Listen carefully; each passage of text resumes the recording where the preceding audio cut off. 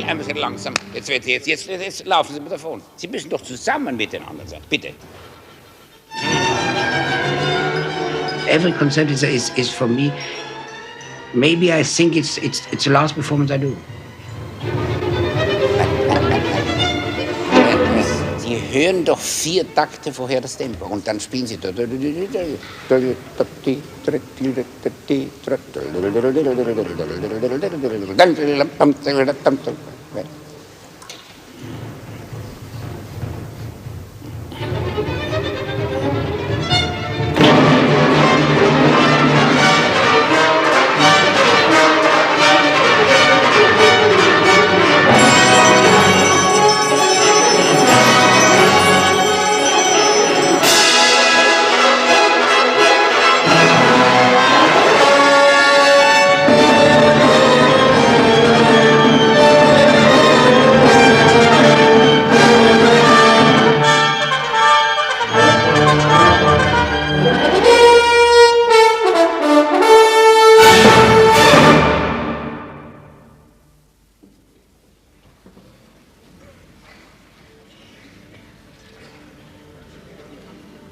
Herbert von Karajan was probably the most successful conductor the music world has ever known.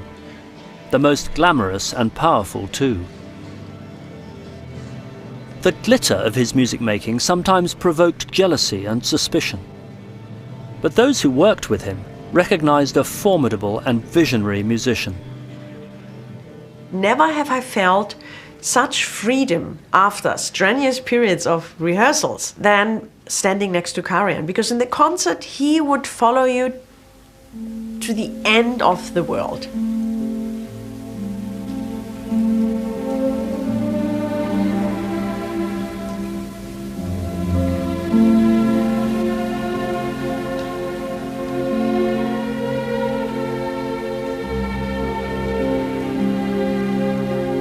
I don't know what it is about Karajan. He had this sort of magic or this allure. He had something very special. He was so devoted to music making that it seemed to come out of his pores. You did only one thing that he asked you to do, and you did it always well. He was so happy. He will smile forever.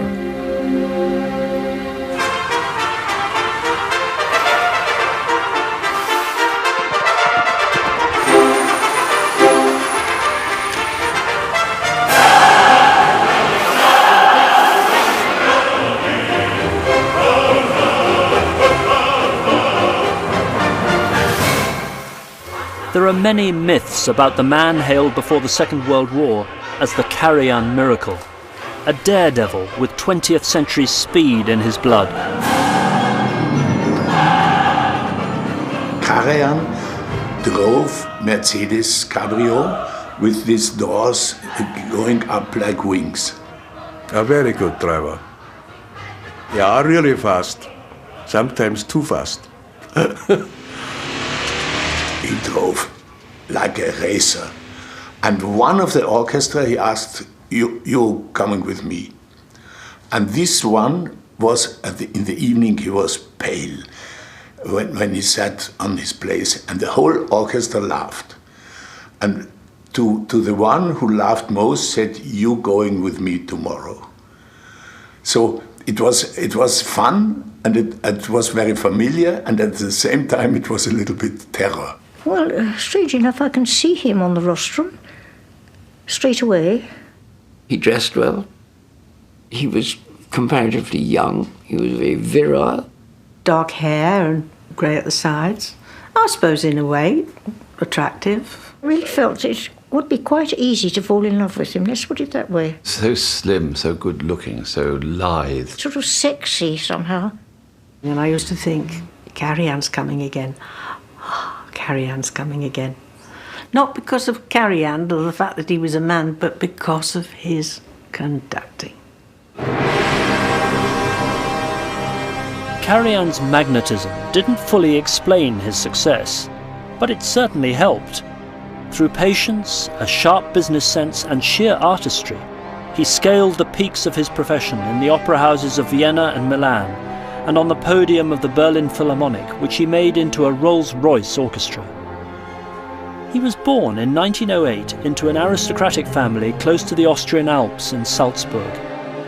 At the age of 17, after studying science at school, he was set to become a concert pianist, until his teacher stepped in. One day he knew me very well and had followed all my studies, and said, you see, your musical mind and your ear is made such that you will never be content with 2 hands. You should have 10 hands, but better try to conduct. As a student, he was fascinated to watch Arturo Toscanini conduct, and went on to learn his craft in the German opera houses of Ulm and Aachen during the rise of Hitler. Like thousands of others in Germany keen to further their careers, he joined the Nazi Party in his mid-20s, a move that would dog him for much of his life. He explained to me, I want to conduct, I want to make a career in that field. And he could not get a Generalmusikdirektor function in any of the places without having a membership, a passive membership of the party.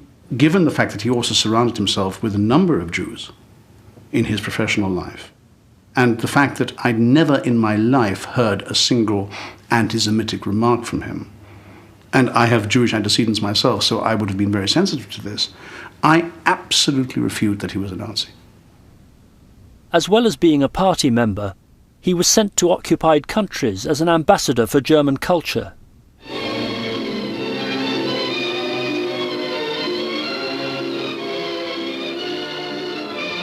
This first footage of him conducting comes from Paris in 1941, the prelude to Wagner's opera Die Meistersinger, almost an unofficial anthem for the Nazis. Goebbels or Hitler sent the international great artists to everywhere where he had the power to send them to show how high cultured Germany is. This was their duty, they had to do that. After the war, they said they just served the art, but it was a bit more. No, I was more or less restricted to 6 concerts a year. And any other sort of activities? It's just simply 6 concerts, and that was it. So I was frozen up. So, Karajan was in work more than he perhaps remembered. Besides his job in Aachen, he conducted in Berlin itself once a fortnight on average, for the first half of the war. Only in the last 2 years did the work dry up. Was he a Nazi? In my opinion, definitely not. Was he an opportunist? I think he was. I think he had a single-minded desire to get to the top of his profession. After the war, eminent German musicians like Wilhelm Furtwängler were forbidden to perform in public until they'd been denazified. It applied to Karajan too. But he got round the ban by making records, thanks to the British EMI producer Walter Legg, who soon brought Karajan to work with his brand new Philharmonia Orchestra in London. This launched his international career and also his lifelong addiction to recording. It's a nice point that it's the British that got Karajan going after the war. It's the British, Walter Legg in particular, and his Philharmonia Orchestra, but also Walter Legg working in Vienna with local orchestras. They're the people who gave Karajan his start. So he has Britain, the enemy, to thank. Exactly. It was. But, I mean, he was worth it. And I think he improved the orchestra a lot. I think we played very well with him. You didn't just sort of play the instrument, you really put your heart into it.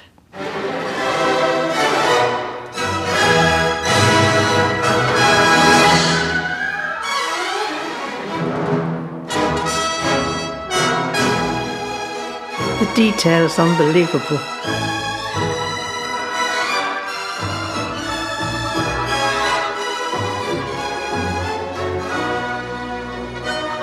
Right from the first note, you've got to have your wits about you.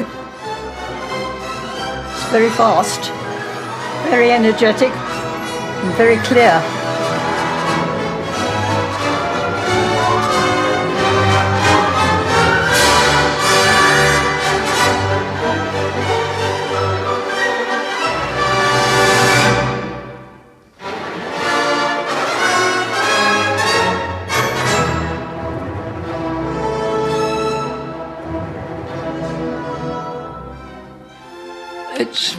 that sort of virtuosity, it sounds so un-British somehow. It's so unexpected, that quality of that attack. He certainly introduced something to our orchestral life that, well, it was maybe not missing, but it hadn't been discovered with such intensity.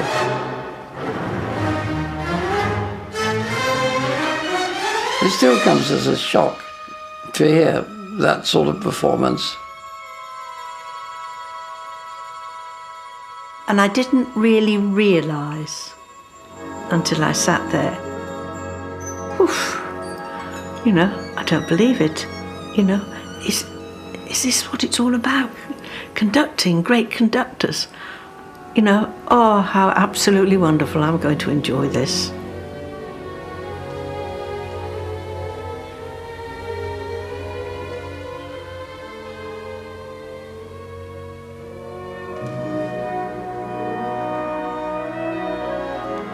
Extraordinary voluptuous sound he managed to achieve.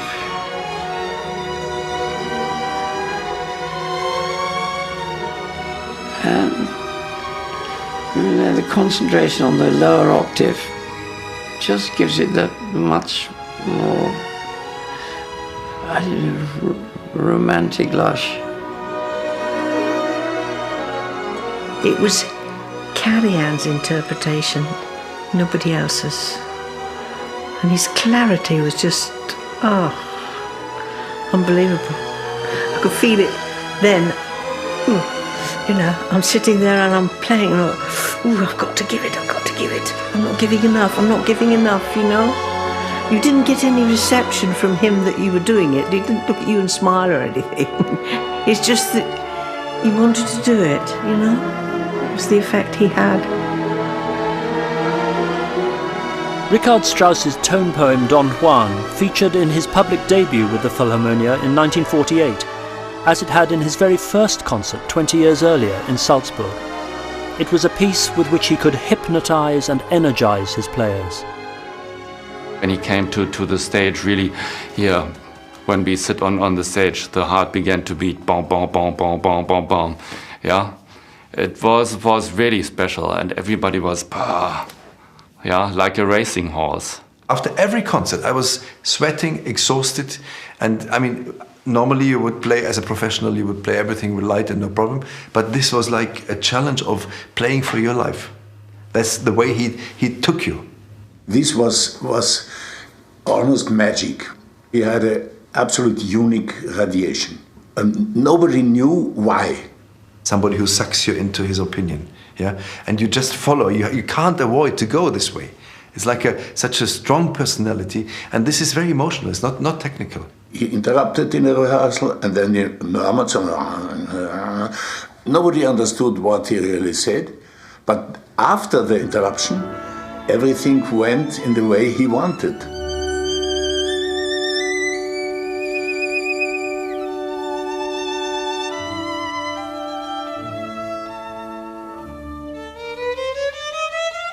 I think I've played the Beethoven Concerto about 25 times with him.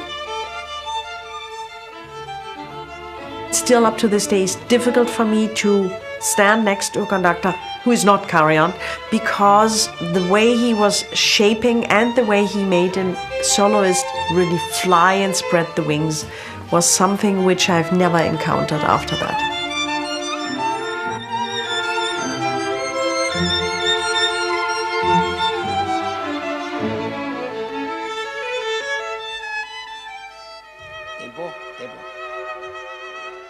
As a young man, Karajan had patiently courted the Berlin Philharmonic, much to the annoyance of Furtwängler, its chief conductor. And when he died in 1954, Karajan stepped neatly into his shoes. But in the recording studio, he still worked with his old flames at the Philharmonia in Britain. It was a great orchestra, of course. Oh, yes, of course. I remember the first two in America. 24 concerts in 28 days in 19 cities. The American tour was an ordeal for conductor and players, not least because of hostile comments in the press about his work under the Nazis. and Karajan had warned the Philharmonia players to be on their guard for trouble. He gave us a little pep talk, a nice one. Be very careful where you walk. He suddenly seemed like a human being again, as opposed to a god up there. Be careful of the public. They could attack you. The trouble, when it came on the final morning of the tour, was from Walter Legg's orchestra itself. One of the first violins, a former Spitfire pilot called Peter Gibbs, was outraged at the perfunctory way Karajan had been acknowledging applause from the audience. In grand places, Karajan behaved himself perfectly well, took his bows with the audience, but in the not-so-important cities, he just disappeared and went back to the hotel or wherever. And the orchestra was sort of left on the stage, not knowing whether to get off or bow or what to do. Peter came back to the hotel and said, "I'm really going to say something tomorrow morning." And I thought, my God, what are we in for? And so Peter, who had this burning resentment, I suppose, after the war still in him, thought this would be one way of relieving his animosity. And so he stood up and at the rehearsal just said, "I think you owe us an apology." Mr. von Karajan, I think you should apologise to the orchestra for your extremely bad behaviour on this tour. And von Karajan took no notice whatsoever. He just went on conducting, and people at the front started to play. People around started to shuffle their feet and make sort of agreement noises. We had shivers down the back of our spines when we heard that. I don't know how many times Peter said, "I would like an apology," probably at least 3 times, I think. So I thought, bravo, until I thought it over, and then I thought to myself, that wasn't very diplomatic. And Karajan said, "I don't want this man at the concert tonight." But some of the principal players in the orchestra just had a word with Walter and said, "Look, it's not really quite fair," because he was perfectly justified in saying, well, he may be tactless, but I think he should play. Anyway, that evening, we started the concert, got to the interval, and von Karajan didn't come on. We all sat down ready to play. No sign of Karajan. We sat there again, 10 minutes, I don't know, a long time waiting for to start the second half. As would often happen in his career, Karajan had the orchestra at his mercy and reappeared only when the orchestra management had apologised to him. People say he never worked with the Philharmonia again. In fact, he did for 5 more years. By then he was forging his destiny in Europe, in particular in Berlin, where the Karajan legend would take root. Until Karajan got the Berlin job, the Philharmonia was, in a sense, Karajan's orchestra. And would he have got the Berlin job had he not had all that experience working with the Philharmonia for the previous 5 or 6 years? It was a long activity with Philharmonia. Of course, then when the call to Berlin came, reluctantly, I must say, because I liked him very much, and we have a great deal of things we have done together, but it just, you couldn't share those two things.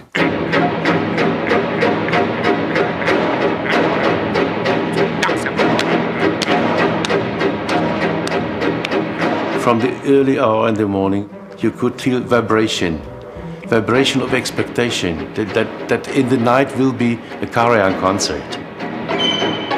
He took half a minute, 3/4 of a minute, getting himself absolutely ready on his feet, getting his balance, getting his relaxation until he felt absolutely ready to start. And I thought this was mesmeric, because he did not move his feet again until he turned to acknowledge the applause at the end. The power of any movement, his closed eyes, his kind of the chin expression, you know, and the left hand, just doing anything. And then just the energy with such an authority like nobody else can have it. In order to achieve after a forte, a subito piano, the only thing he did was this. In the movement of his small finger, an entire orchestra of 120 players would transform itself into a carpet of pianissimo, where a singer or a violinist could just kind of soar over. I said, look, you're doing conducting one thing, but at the same time, you're already doing something very different. That's near schizophrenic. No, schizophrenic, he said. That's not a word, but he used it. Yes, schizophrenic, he said. Look, I have to give the attack, and the next moment I have to dampen the too loud horn. And while I do that, conducting, I've already have to prepare the next tempo change 3 measures ahead. So you might say the attack is present, the horn is already past, and the tempo change is the future. And he finished by saying, look, on this level, on these 3 levels, every musician, not only the conductor, has to work.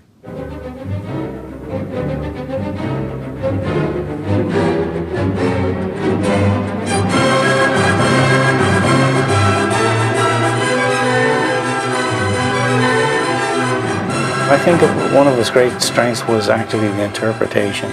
I mean, he really did interpret the music. Every active part of this symphony is very active. And with the little bridge passages, sometimes they're soft, more enchanting. He brings this out. Listen to this G. That's what I mean about interpretation. He gives the people time to play this tune. Just by doing that, he sets the tempo and the mood.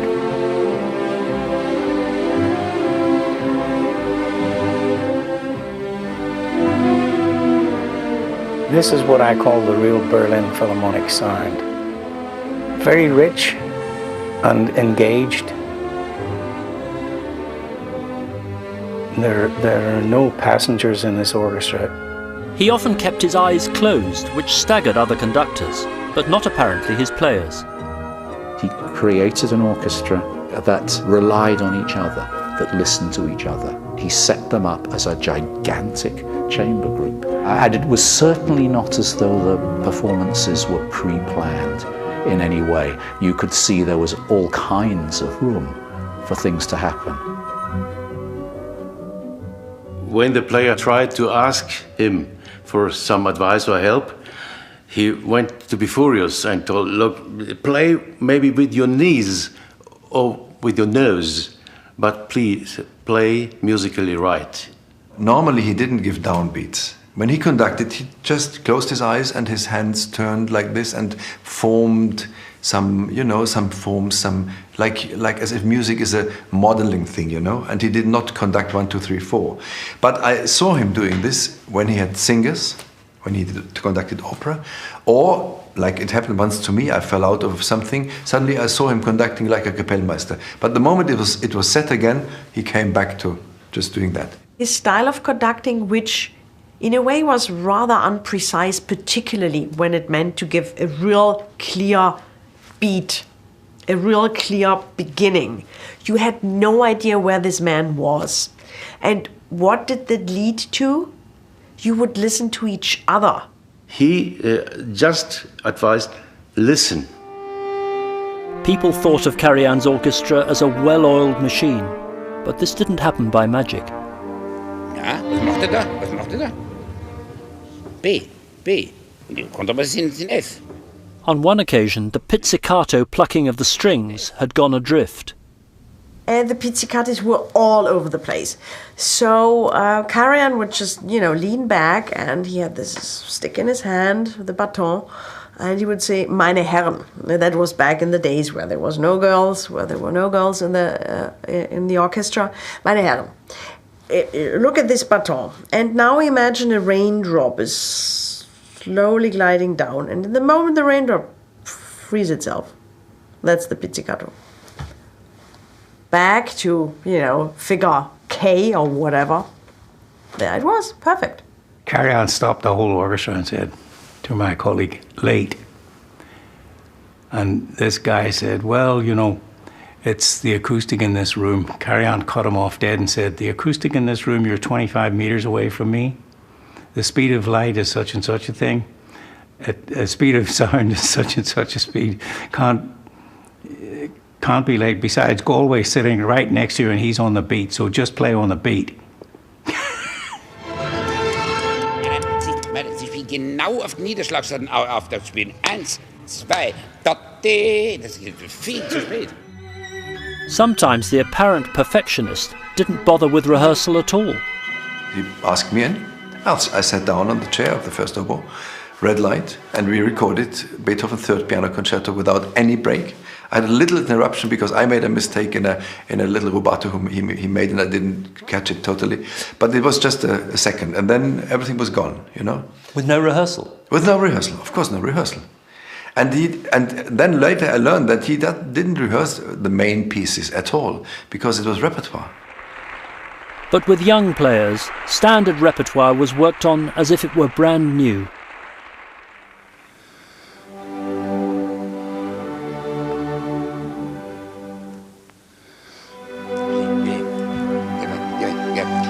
On the most difficult things, you always have to look into the music. 4 notes. Da.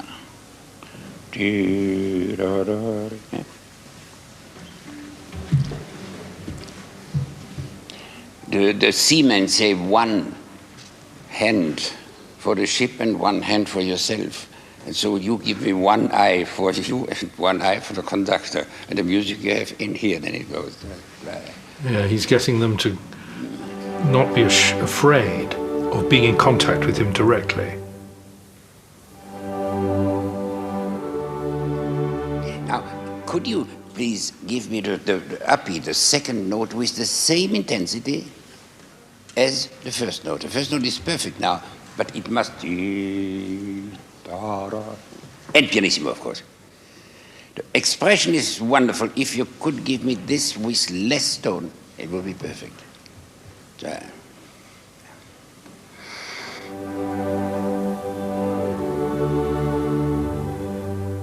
It's a master at work. He's hearing infinitesimal differences between one note and another.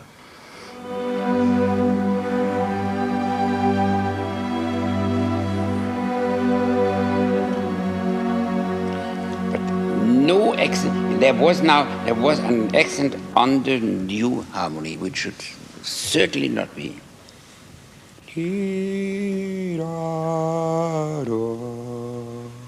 He's trying to highlight the incredible unexpected chord. Come a little earlier, the unexpected, which comes in here. Because normally it would, well, you stay in the harmony. Instead comes a completely new thing, and it must be taken with care. Then it's unexpected. How to make the familiar seem fresh.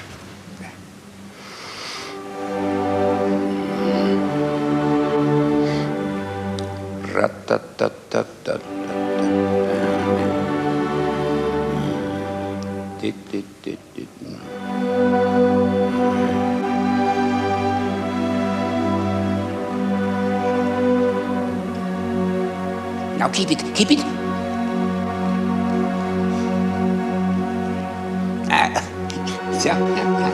I can already see some of you who is out here. The little technical things, like not rushing through the bow and running out of the bow by the end of the long note. Organize it that it comes right away when you are finished, and not first give everything. You don't spend the whole salary on first 3 days and then you starve. No, you wait.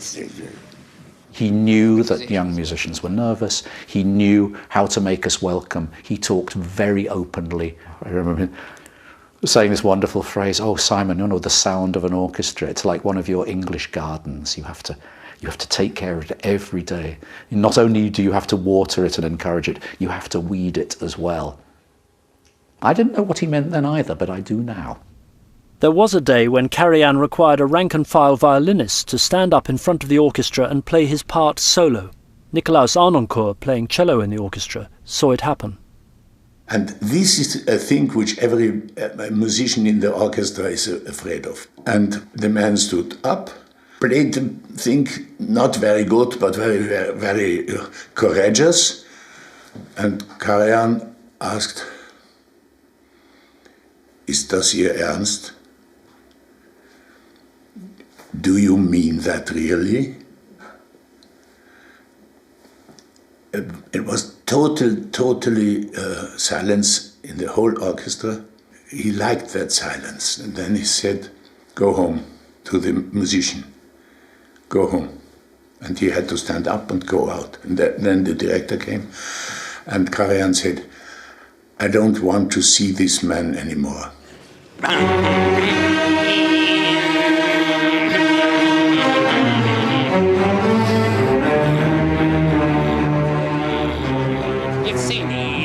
I remember when I was filming the Beethoven Ninth Symphony with him, he spent a whole hour rehearsing just the opening bars for the double basses of the last movement. Das kommt ganz plötzlich. He's indefatigable, he just goes on and on. Es geht im Grunde genommen um einen Ton, ein bisschen aufwärts, aber es ist legato. Karajan found other ways to assert his dominance. Each day he kept his game plan to himself. His players had to be there at his beck and call without knowing which music he would rehearse. He liked his racehorses champing at the bit. Karajan would never ever work to a schedule. For instance, for an opera, all the artists had to be in hotels and stay there for 10 days or whatever, and they would be told when to sing and at his direction, but they would never know when they were going to do their aria or the chorus or whatever. Aber die können die ganze Zeit im Café Winkler sitzen, das ist mir vollkommen wurscht.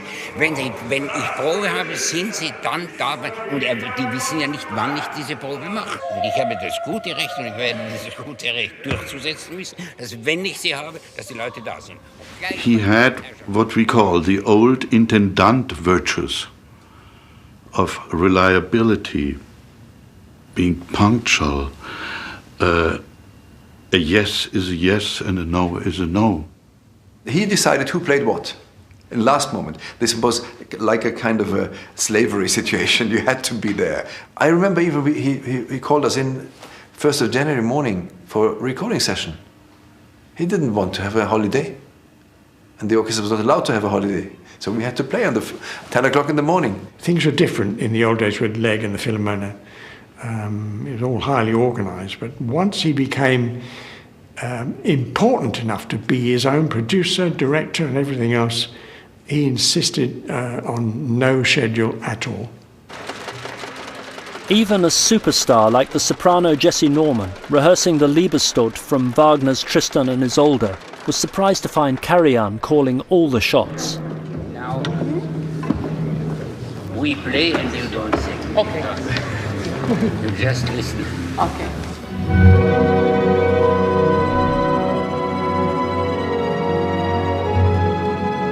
He wanted me to sit and listen to the orchestra to be certain that I would be comfortable with the rehearsal, but he didn't tell me that ahead of time. So of course I was there ahead of time. I'd warmed up and was ready to go and all the rest of it. And then he said, "No, I just want you to sit and listen." I said, "Well, Maestro, I wish you told me that. I didn't need to warm up to sit and listen." By the next rehearsal, she realised it had been worth it. Karajan held the orchestra back so that she could sing softly.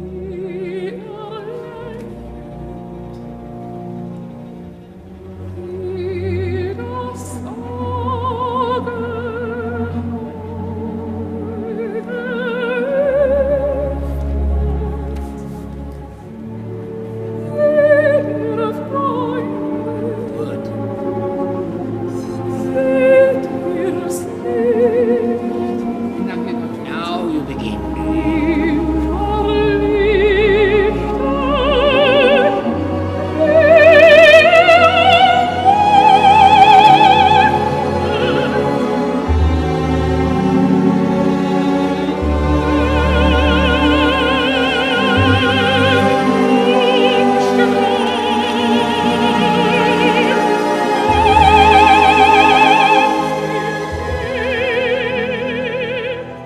I knew that he was listening.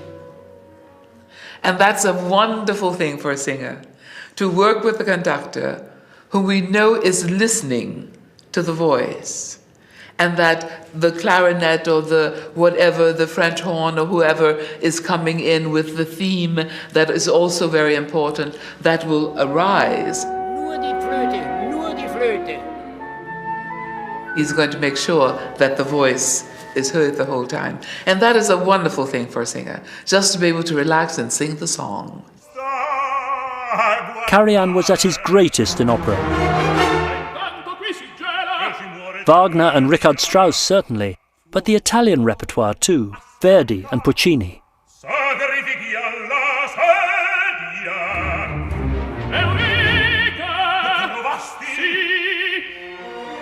Yeah, here.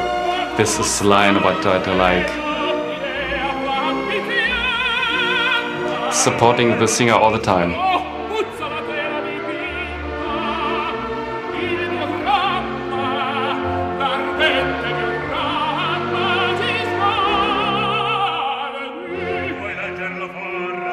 That's Pavarotti when he was young.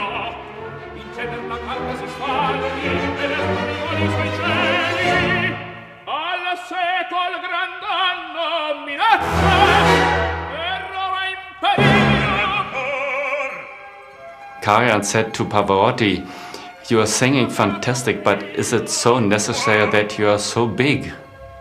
But he was at this time, he wasn't so big as he was in the last years. They collaborated in recording Madame Butterfly, and Karajan planned to use the soundtrack for a film by Jean-Pierre Ponel, with the singers miming their parts. But Karajan believed in feasting the eyes as well as the ears.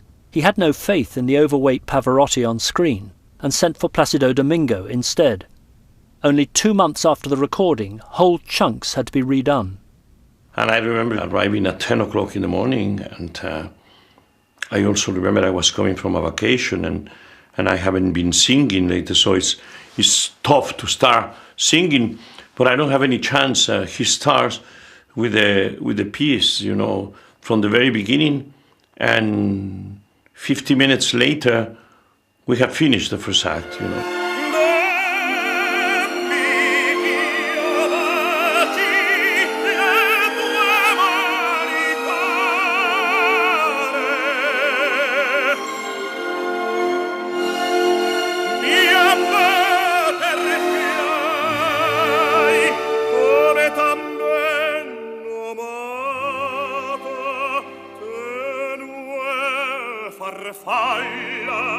The red light went on, and by the time I thought we have rehearsed, we have recorded already.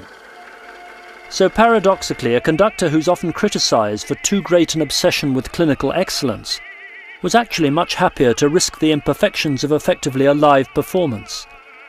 He hated doing retakes and preferred to capture the magic of the moment, even if his team, led by producer Michel Glotz, spotted mistakes, as in the recording of Richard Strauss's Domestic Symphony. The top of one page has about 4 top Cs in a row, played by the trumpet. And this is while the rest of the orchestra are racing around. And one of the top Cs was badly fluffed. I said to Glotz, I said, "You'll have to tell him." He said, "You can tell him." So Karajan strode in, and Glotz said, "David, he has something to tell you." And Karajan said, "David, what is it?" And I said, there's a very bad trumpet fluff at 8 bars after K or wherever. And he said, "Play it to me, play it to me."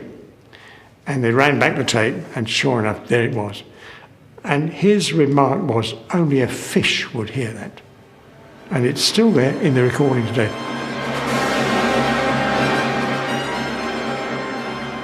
He complained sometimes, and I asked Herbert von Karajan, could we please repeat this place? I think it was not correct on this part, and I would do it again. No, everything is right. I think I know. It's perfect.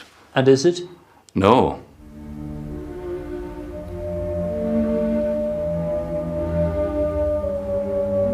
Karajan always liked to be seen to be in control, even when he wasn't, as in one performance of the Mozart Requiem, when the basset horn came in late. After 2 or 3 bars, the harmony became strange, and he recognized that it is impossible to correct it now.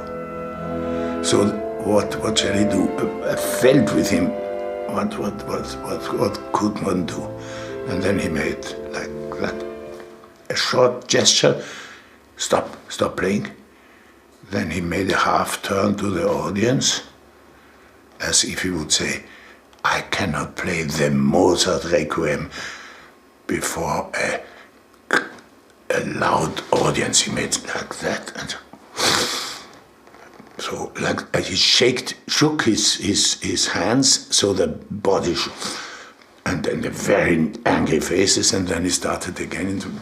It was beautiful. So he gave the guilt to the audience, and I think this is ingenious. You cannot rehearse that. He was always ready to fly by the seat of his pants, in the air as well. I remember flying with his wonderful wife and the two lovely daughters, and they didn't seem to enjoy flying with him so much, and I just didn't understand. I was all geared up, you know. And actually I got the jump seat between the two pilots. It was Karajan on the left and then the co-pilot. And after the takeoff, he just loved to get to his proper height as fast as he could. So that, of course, everybody got sick. And as I was convinced, you know, I really liked it a lot. I was sitting there and I must have turned green and whatever. He had his oxygen mask. He just loved it. The rest of us half fainted. And I remember crawling out of the plane. Everybody was sick and I pretended that, you know, I just felt fine. And he seemed to be very proud of me, but I have to confess I have tricked him. It was horrible. Karajan often flew to work in his private jet, from one of his homes in Mauerbach near Vienna, St. Moritz, Saint-Tropez, or Anif just outside Salzburg. But in Berlin, despite being conductor for life, he never had a home. He stayed at the Kempinski Hotel in Suite 429, just as he'd always used the Savoy in London when he was with the Philharmonia. It reinforced the aloof image he was so keen to foster. So do you think he had any friends in the orchestra? Friends? I don't know. Not really friends. No, how can you be friends with Herbert von Karajan? I mean, it's just impossible. So he always was on this pedestal. He wanted distance. For instance, he hated it when people came bodily too close to him. He must have been very lonely. That's what I also heard from people surrounding him. Yes, you are quite right. I know I have a difficult. My two daughters, they meet people with a facility and with a charm. Sometimes I want to learn from them, but I had never the same feeling when I was making music. Then I know I am open. He was alone. He had one person in his office in Salzburg, that was Laura Salzburger, and that was it. He telephoned a lot, anytime. Middle of the night? Of course. When he was in Japan, you think he was thinking how late it is in Salzburg? No. But it didn't matter. I mean, I was happy to hear him. And not that I was in love with him. This is something else. But really, I was there for him. That's it. Laura Salzburger organised everything apart from the music. She was his gatekeeper and saw at first hand the impact of the Karajan myth. Even the really high personalities, I'm telling you, they had wet hands and they sweat and before they got to speak with him. The way the moment when they waited, you know, at my office. Incredible. Those strong blue eyes. When they hit you, I'm telling you, you would sweat also. That was a barrier of himself, which he made. He wanted to appear as this untouchable, and this perfect, and this statue. And that's, from my side, what I do not understand? During his 34-year reign in Berlin, this untouchable image was a great success commercially. For some, it was a problem artistically, but others watched and listened in awe. He was no longer quite so ready as he had been in America in the 50s to head off home before the applause had died down. Now it was the other way round. The orchestra left before he did. There used to be someone to give him a brush to brush his hair back. And there was someone with the overcoat, and I think there was someone else with a handkerchief as well.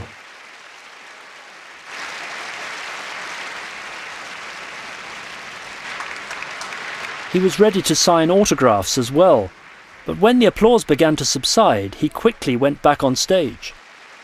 It was a set routine. He'd come on again,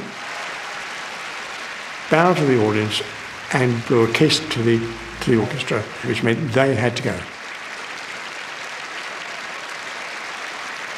He would wait behind the scenes, listening, I think, and then would come on his own to have several bows. It was always the way. Did the orchestra mind? No one seemed to mind, they just shrugged their shoulders.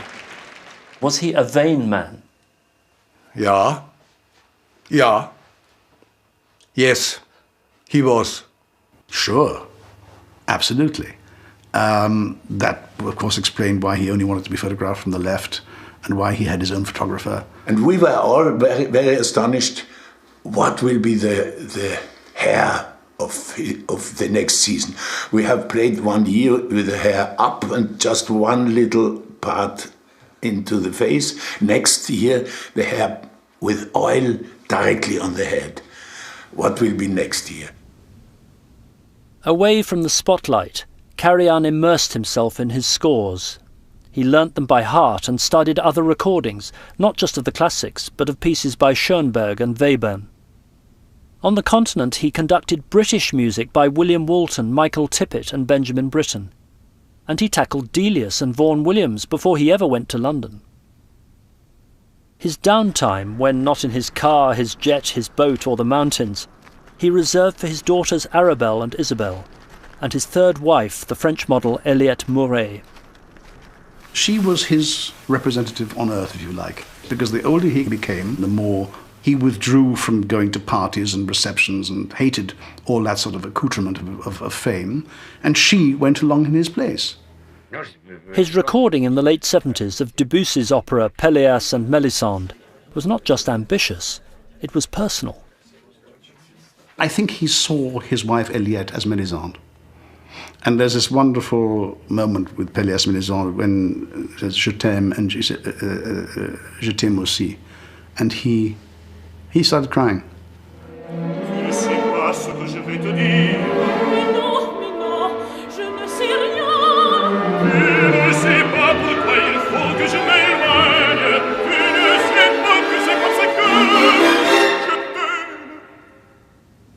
It was probably the most expensive opera recording ever made.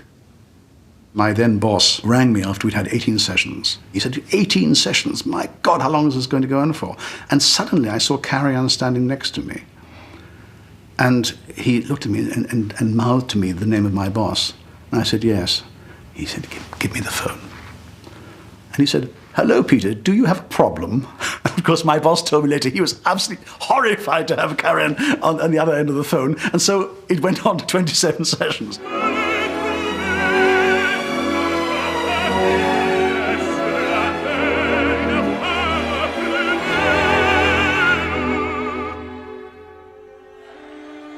Shortly after their marriage in 1958, Herbert had taken Eliette to Japan on an orchestral tour.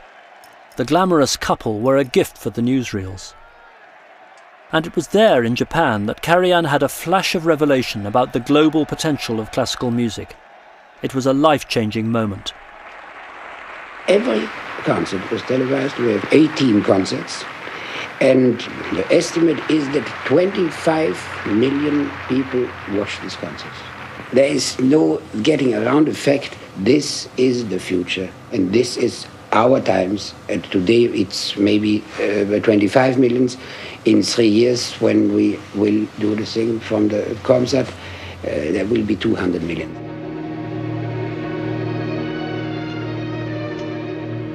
This moment of insight became a settled belief, revolutionary at the time, in the visual power of music. In the mid-60s, he pioneered music films, like this one showing off his working methods in Schumann's Fourth Symphony.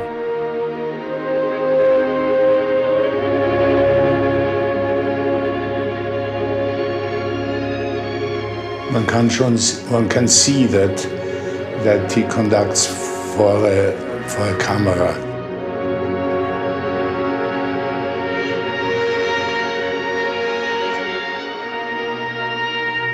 Sehr schön, aber immer wieder, Sie fangen schon viel zu stark an. Wo wollen Sie hinkommen, um auf diese ungeheure Crescendo zu gelangen, wenn Sie jetzt schon bereits 60% Ihrer Kraft haben? He is so highly professional. Here he explains very clear. He's trying to achieve the start of a crescendo from practically nothing. And he says practically everywhere the crescendos were started too loud, and therefore a good crescendo is not possible. It's absolutely correct.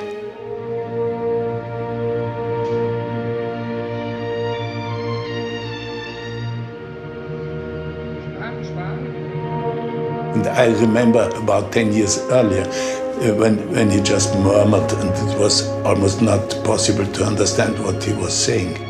But here he has it for the television audience.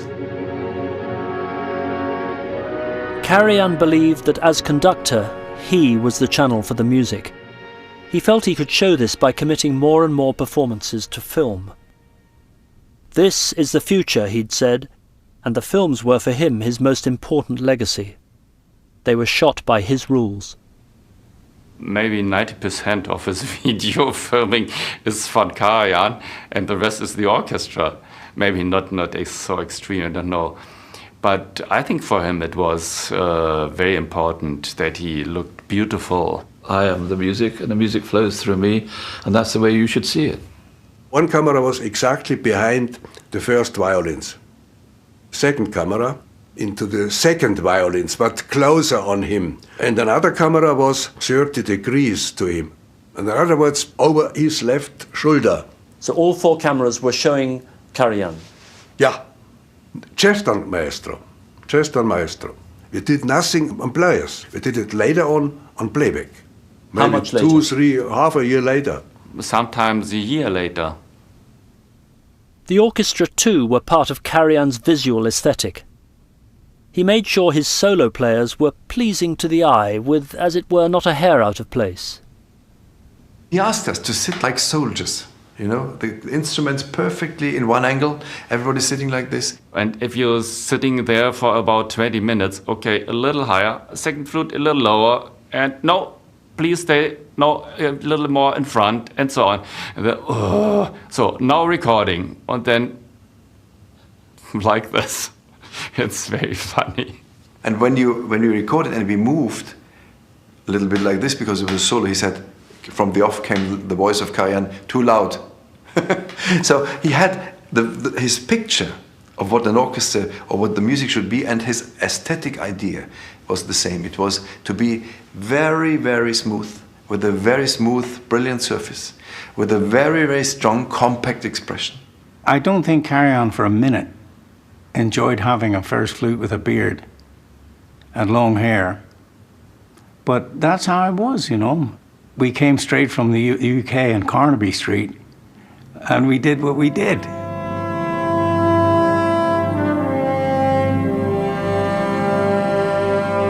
And in the films, he wanted one of the flute solos to be played by me and to be mimed by Andreas. Maybe he didn't like so much the beard for the film. But Jimmy Galway was playing in those films. Yeah, we did. I mean, he was doing the recording and I was doing the playback. You had no beard? No, I had no beard, no. Yeah, that's Andreas, but it's me playing.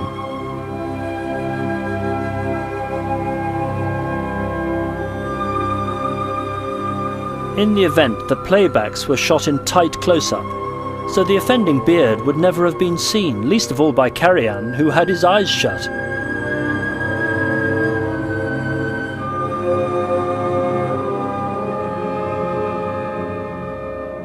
Did you think that was strange? Yes, of course. And we were complaining, but you couldn't do anything against. Karajan didn't stop there. These apparent concerts were actually studio recordings with extras drafted in to listen in the gallery. He took elaborate steps to ensure the rest of the audience didn't move a muscle. We say in German Pappkameraden. Pappkameraden means only pictures on a... yeah. But you couldn't see it. Maybe if you look to the video and you look only to the background, then you will see that they don't move at all. He had an image of how the orchestra should look. You will not see one guy who's bald, but we had plenty in the orchestra who were bald. They all had to wear wigs. If you can imagine, I thought I was in the wrong orchestra.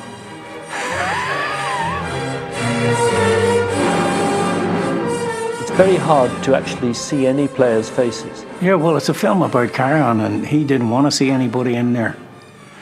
When there's a horn solo, you don't see who's playing it. You see the horn.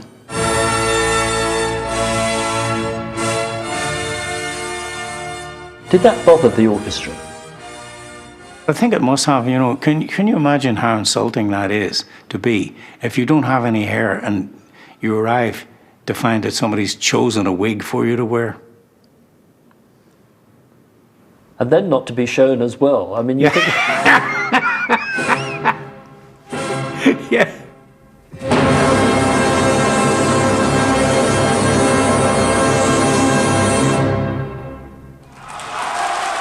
Karajan, as conductor, film editor and recording engineer, took total control of the filmmaking in 1982 when he set up his own company, Telemondial. By then he was more relaxed about beards and baldness. He invested several £1 million in the venture. Such was his commitment to project the sound and the sight of music around the world. He embarked on 43 new music films, managed and directed by his cameraman Ernst Wild, who completed each of them after Karajan's death. What we did was really, really perfect. Nobody in the next time can do it in the same quality. The nicest critic about one of my music films came from a man who just by chance got me on the telephone, and he said, Mr. von Karajan, yesterday I have never heard so well done the Fifth Symphony. I said, now, do we talk about the same thing? It was a television. Yes, he said, yes, it was on television. I have never heard it so well. So it gave me a sort of justification that by seeing, the hearing is enriched. In the Berlin Philharmonic, one of the double basses kept a close eye on his conductor. Though in 24 years, he actually spoke to Karajan only once. These sketches I drew on the side of my double bass during rehearsals. This is Meister Karajan like I know him. He's demanding looking and expressively conducting. It's something I never forget. This is 6 years later. That was the day he was looking constantly very skeptical and is really like the father figure. His huge orchestral family were not above a few tantrums of their own. They had an ego like fit to bust. We did a Strauss piece. Anyhow, Karajan stopped in the middle and he said, "Fourth horn, would you play it like this?" And he said, "No, I played it like this for Richard Strauss and I'm not changing it for you." So Karajan looked around and said, "Well, that's straight from the horse, but I don't know where." When he taught a joke, that was a moment of highest political game. He was testing your reactions. Yeah. And from this he took knowledge about everybody's position or everybody's personality. Very often he said, but I told you already this story, and the whole orchestra would say, no, no, no, no, no, like schoolboys, yeah. One of his favourite stories was about the West German Chancellor Willy Brandt, who'd seen a woman fall over in the street and helped her up. Und sagte, was kann ich denn tun? Er sagte, oh Gott, ich kann gar nichts tun, aber wenn einmal so der neue Termin kommt, können Sie und Ihre Freunde das Ding. Sagt sie, aber Herr Bundeskanzler, ich bin am Arsch gefallen und nicht aufs Hirn.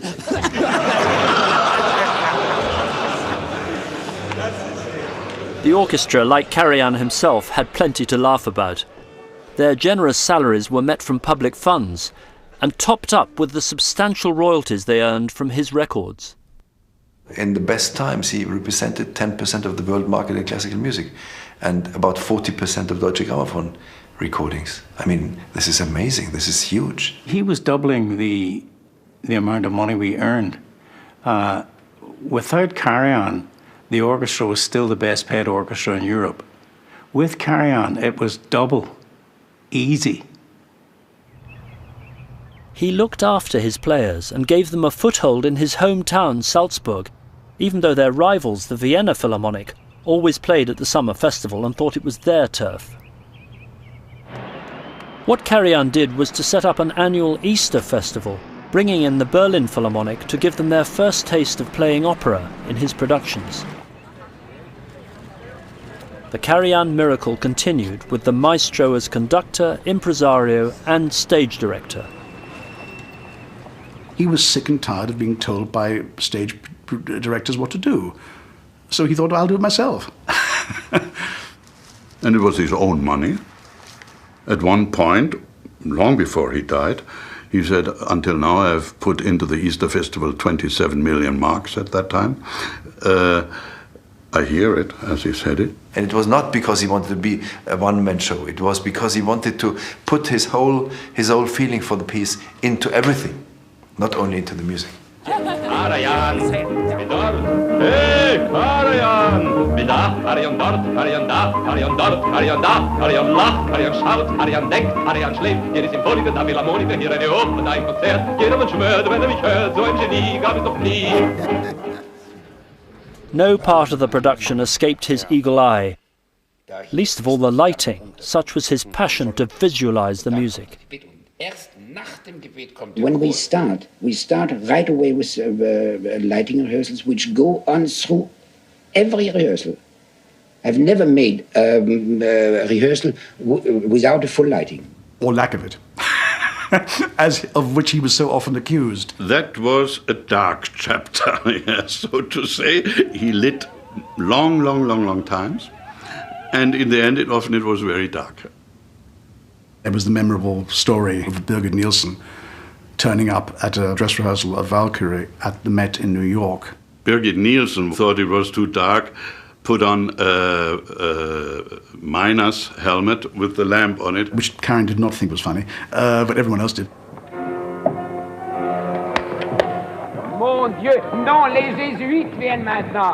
In the mid-60s, he invented a playback system of stage rehearsals, which meant that he could dispense with rehearsal pianists who'd given him trouble in the past. Instead, he played the full orchestral recording in the theatre through speakers, leaving the singers free to concentrate on their movements and sing along to the music as much or as little as they wanted. Every singer has a small tape recorder, and they have time about 3 months or 4 months to have it under their pillow, and so they really arrive so full with this music and so prepared that you can concentrate only on the stage. And it's a complete new way.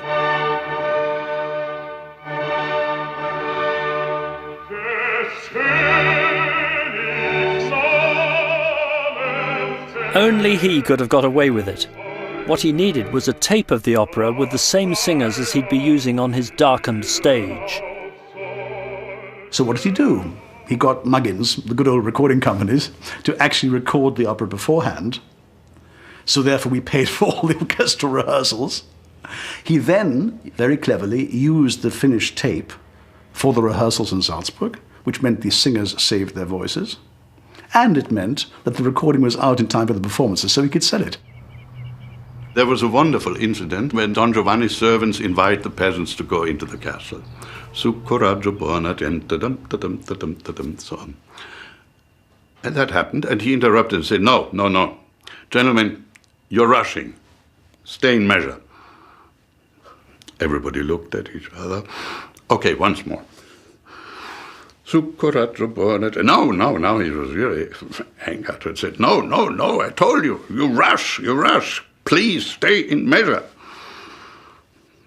So in the end, I took my heart in my hand and said, Herr von Karajan, that's your tape. So, he said, okay, let's do it once more. Su coraggio bonat. Allora, why not immediately like this, he said. Mozart's Don Giovanni was one of Karajan's final opera ventures in Salzburg. The aging conductor was then only supervising rehearsals from the stalls. He'd brought in Michael Hamper as stage director, who was impressed by Karajan's commitment to his team. Mauro Pagano, the stage designer, he fell ill and he was dying in the big Roman Gemelli hospital. And it went on and on and on, and we couldn't work it out. And the workshops said, we can't wait any longer, Herr von Karajan. If you want to have a decoration on stage, we have to start now. We have to take another designer. And Karajan said, stubbornly, no. We wait for Mr. Pagano. And then, in fact, a little miracle happened. One of the two doctors who discovered the HIV virus brought Pagano back to life. But Karajan couldn't know that. He just said, no, I want him, and we will wait. And that I'll never forget him. How long did he wait? 2 months. Which, a production approaching is a long time. 2, 3 months. And it was his money at risk. Loyalty for Karajan wasn't a one-way street. He expected it in return. That was why his relationship with the Berlin Philharmonic had gone sour.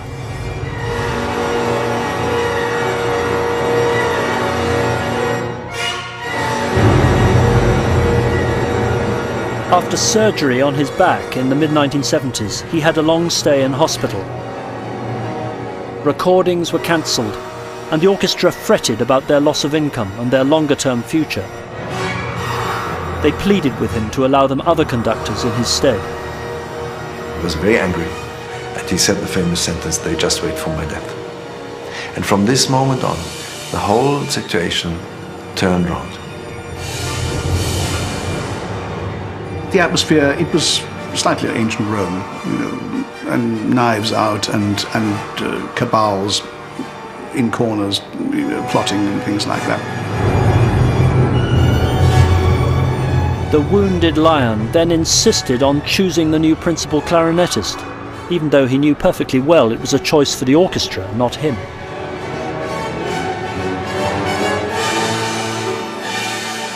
It was simply a fight of power from one side to the other. And it was induced by Karajan. He wanted to see how far he can go. He didn't realize, as so many great men often don't, that at some point they become vulnerable. Yeah, this one makes me sad. We can see his hands are really ill and that painful to stand there with the help of a support, and how difficult it is to move during conducting. And his body really looks tired, and his face. Once I was furious with the orchestra. I said, now for the 36,000th times, I tell you to hold a note when it goes over the bar and not stop and make a thing. So what can we do? And I said, you know, sometimes I would like to take a big cord around you, 20 gallons of fuel and a match. said everything was dead. And in this silence, someone said, but afterwards, you wouldn't have us anymore. I said, well, I've forgotten it, so let's leave it as this. That joke was no joke. That is like a father hitting the children. Karajan felt his children had been disloyal and showed his anger by depriving them of a projected recording of Vivaldi's Four Seasons with Anne-Sophie Mutter. At 3 weeks' notice, Karajan said, we're not doing it in Berlin, we're doing it in Vienna. And so, of course, the orchestra must have been very sore at the time, because that was probably the best-selling recording of the Four Seasons ever made, and still sells to this day. Was the relationship ever repaired with Karajan? Not really. It was undercover all the time. And I remember that at his 80th birthday, we celebrated on stage, and our members of the orchestra, who were spokesmen of the orchestra, did a miserable job, a really miserable job. They stopped the talk. They didn't say anything personal. And there was Mr. Resel of Vienna Philharmonic, who spoke a wonderful little speech, which was just personal and wonderful. And Karajan was very upset that we couldn't celebrate. Da müsste ich auch von den Gesichtern, ich musste irgendetwas sehen, dass wir nun endlich triumphierend in das Ding zusammen sehen. Und es geht los. 2, 3.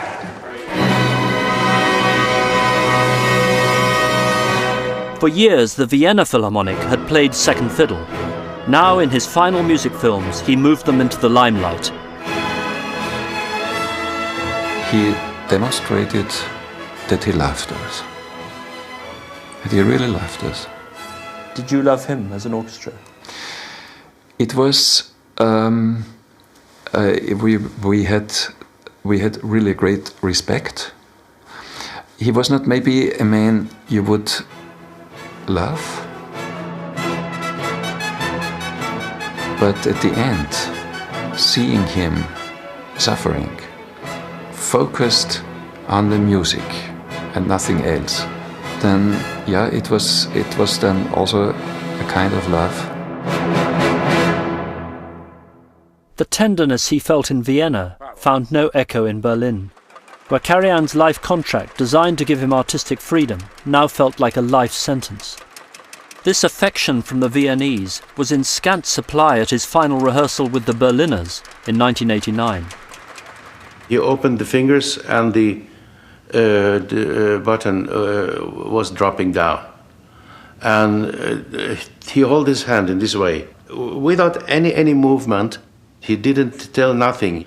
And so we went to be shocked about all the orchestra sitting there expecting maybe something, but after an endless time of waiting, maybe that was 40 seconds, 50 seconds, in total silence, there was still no reaction, and so we all rose up slowly and went to go home.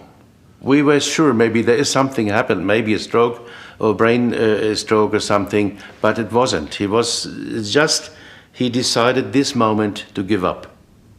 Shortly afterwards, Karajan the Untouchable wrote to the orchestra, "Ich kann nicht mehr, I can't go on," and resigned from his lifetime contract.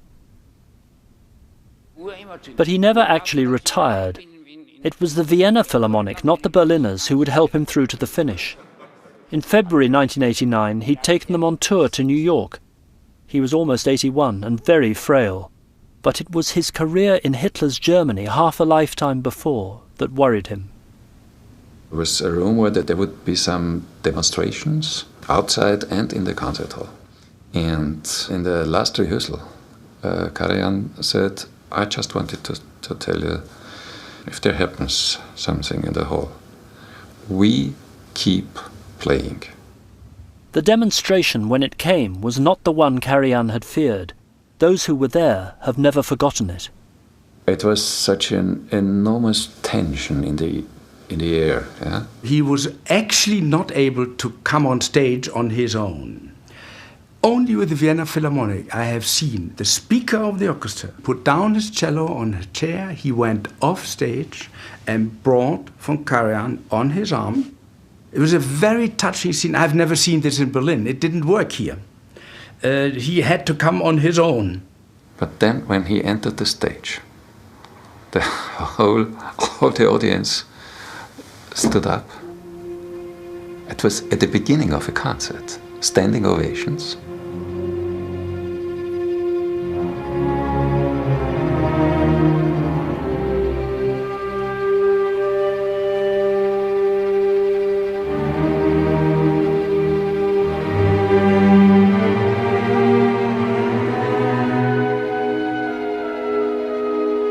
It was kind of a devotion, a religious feeling,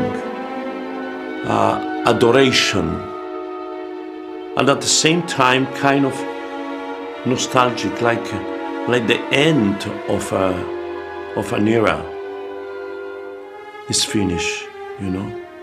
It was it was a strange feeling in that day. And the way the orchestra was playing for him, that Bruckner symphony, that was really, I confess maybe I was also in such an incredible mood myself, but I think I witnessed that the public altogether felt the same way.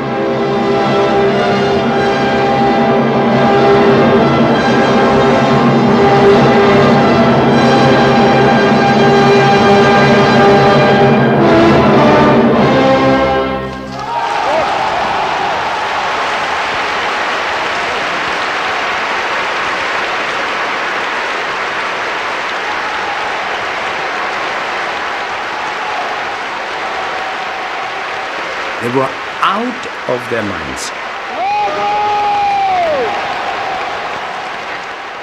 He came off stage very exhausted, very tired, and he was sitting in a chair like this. You couldn't say he sat on the chair. He was not sitting there. He broke down, and he was there, falling inside there, and he couldn't speak. But he stammered in some ways and said to everybody, thank you. It was a fantastic concert, thank you. And to many colleagues and grabbed their hands, and so what he never did. The orchestra all came, greeting him, kissing his hand, leaving. Amazing.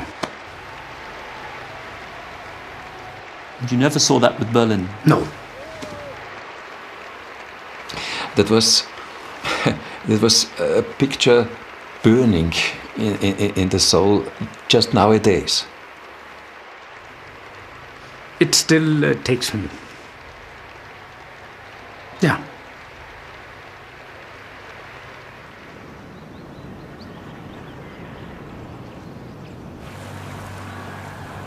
I had dinner with him 3 days before he died. And he was in a very bad way. He actually took me to the door, which he normally never did, and said goodbye. Even at that point, he was still at work, rehearsing a Verdi opera for the 1989 Salzburg Festival a few weeks later. We were working fine, and I tell you, the only sign is he gave it to me when he told me, you know, he said, this makes me so tired, this exercise that I'm doing every day.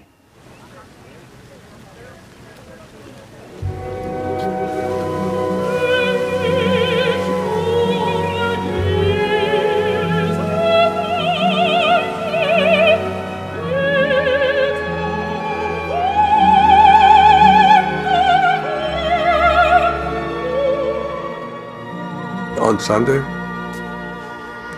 was the ending of Maestro's life. Normally he called it 9 o'clock, normally. On Sunday, normally at 10 o'clock. It was very kind of him. And on that day he called at 7:30 in the morning. And I thought, oh God, something is happening, something happened.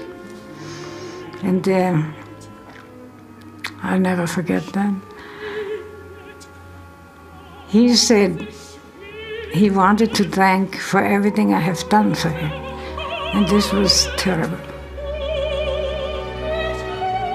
Normally he said what I have to organize or whom I have to call or what my work was. And there, nothing, no order came. But Karajan still had business to conclude. In the diary that July morning was a meeting with his friend Norio Oga from Sony, whom he'd persuaded to invest millions in Telemondial. They met in Karajan's bedroom, overlooking the Untersberg mountain.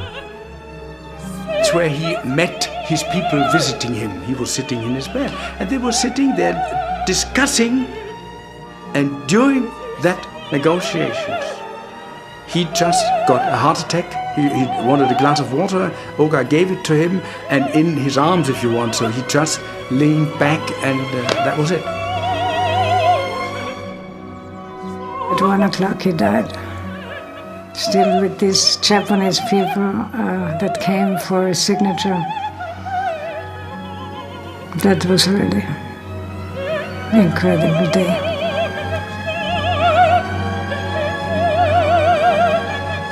So had he actually signed the deal? The deal was signed, yes.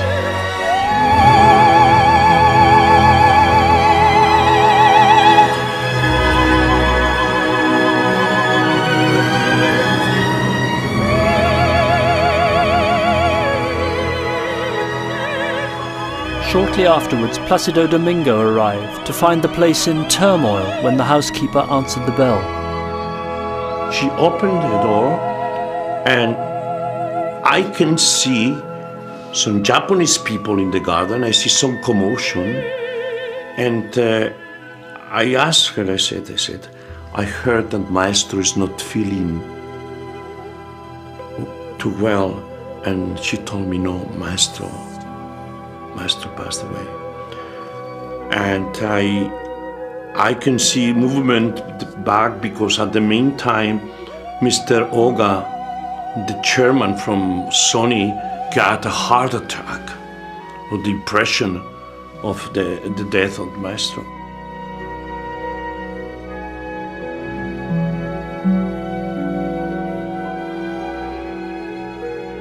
I immediately, in shock, I went with my son to the Festspiel house, and everybody knew about the news, you know.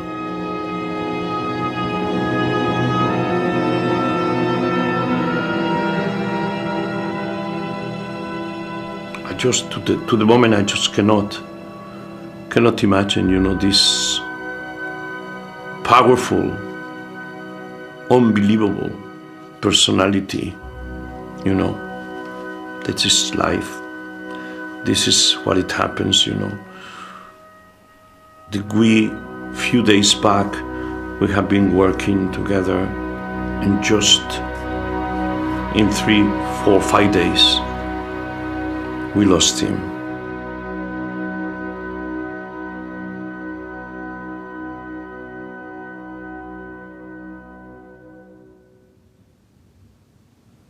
Toscanini said, in life, democracy, but in the arts, aristocracy. And I think that also Karajan could have said this. It would be interesting if the orchestra nowadays would follow him as we did 40 years ago.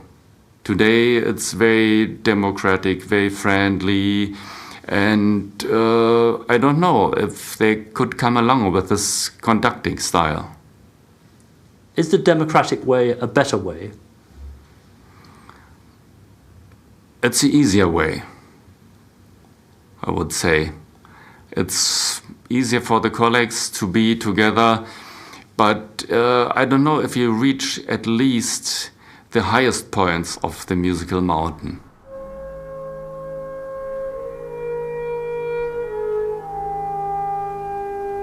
That's when all the storm is over and reminds me of the time after we had the fight with Master von Karajan. And he himself liked one spot, which is coming right now, on which Strauss wrote in the score in German, mit sanfter Ekstase, with tender ecstasy.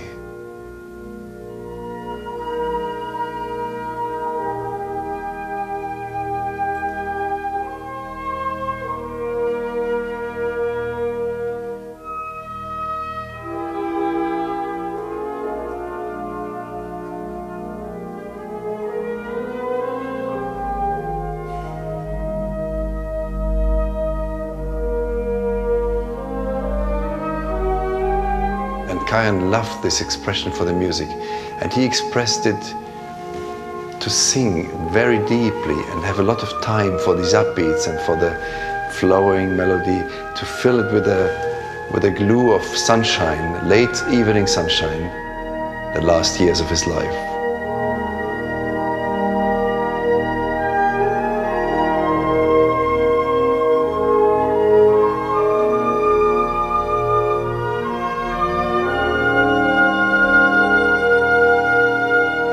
I just remember when we played this piece, and I think I played it all the performances, maybe 50 or more, with Karajan in his last years. Every time at the end I was really exhausted by this intensity which you just could hear coming in these last parts.